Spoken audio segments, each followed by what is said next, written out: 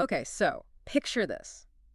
You're finally ready to ditch that 9 to 5, right? You're going to build your dream, your startup. Freedom. Exactly. And you knew this was coming. How do you actually fund it? Right.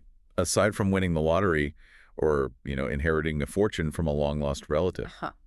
Well, today's deep dive is about getting down to brass tacks, demystifying that whole funding puzzle. We found this awesome curated list of funding resources on ShowNotes put together by a user called Meng Kabir. Oh, nice. Curated lists are key. The amount of information out there about startup funding, it's overwhelming, especially for first-time founders. I know, right? And what's cool about this list is it's not just the usual suspects, the big VC firms and bank loans. It actually goes into niche funding sources. I'm talking about things like, get this, Amber Grants. Ever heard of them? I've heard of Amber Alerts. Right. Haha. But no, these are specifically for, wait for it, women-owned businesses. How cool is that? That's amazing. See, that's what I'm talking about. That's the kind of targeted funding that can make all the difference for someone.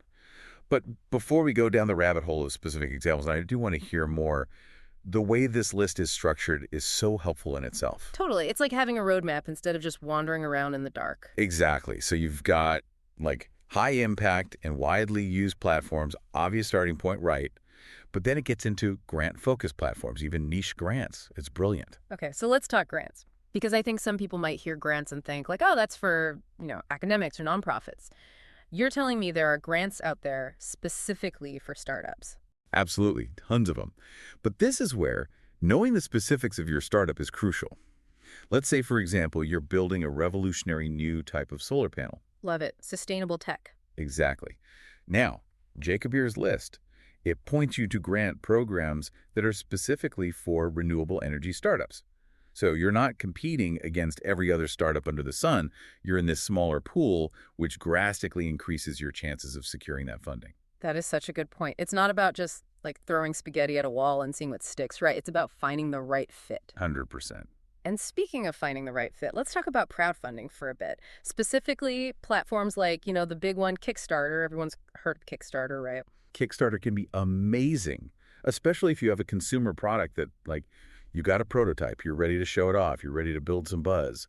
It's great for that early validation, building a community around your idea. Yeah, and people can get behind it, right? They feel like they're in on the ground floor, maybe even get a little reward. Exactly. You've got that rewards-based system built in. You can secure pre-orders, get people really invested early on. But what if my startup is something, let's say, a little bit more complex, developing a complex software solution? Would Kickstarter still be the move? That's where knowing the limitations of each funding avenue comes in.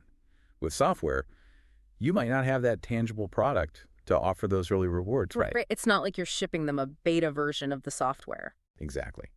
So that's where you might want to look into seeking out grants that are more tailored to software development, or exploring things like equity funding, where investors actually gain a share of your company. It's like choosing the right tool for the job, right? Precisely. Yeah. You wouldn't use a hammer to put in a screw, though I've definitely tried. This is why I love this list so much, and why I love this deep dive. We're not just giving you a list, right? We're giving you the tools to understand the list and how to use it to your advantage. And speaking of tools, and this is where Melja Kabir really impressed me, they don't just stop at funding, right? They've got other lists on ShowNotes covering, just about everything a startup might need. I'm talking about Slack communities for startups, resources for connecting with mentors. Oh, and this one made me laugh. Oh, let me guess. Something like how to avoid common startup mistakes. Close. It's called Why So Many Startups Fail. Even better. Right. Because success, like we've been saying, it's not just about securing the bag. Not even close. It's about community. Finding those mentors who've been there, done that, knowing the pitfalls to avoid. Yes. And that's where those extra resources become so, so valuable. Totally agree. So, to our listeners out there, think of this deep dive as your crash course in startup funding. Just a little taste of what's out there. A little appetizer to whet your appetite. Exactly. But seriously, do yourself a favor. Check out Melja Kabir's full list on ShowNotes. You can find the link in our show notes. It's a goldmine, for sure. And as you're exploring, and I want you to really think about this, all right? Imagine this. You have to choose just one thing to focus on when seeking funding. Just one. What would that one thing be? And why? That's a good one. I like that. Really forces you to get clear on your priorities, your needs. Exactly. Because the answer to that question, Yeah, that's going to be your compass guiding your whole startup journey. love it. On that note, I think we've given our listeners plenty to chew on today. For sure.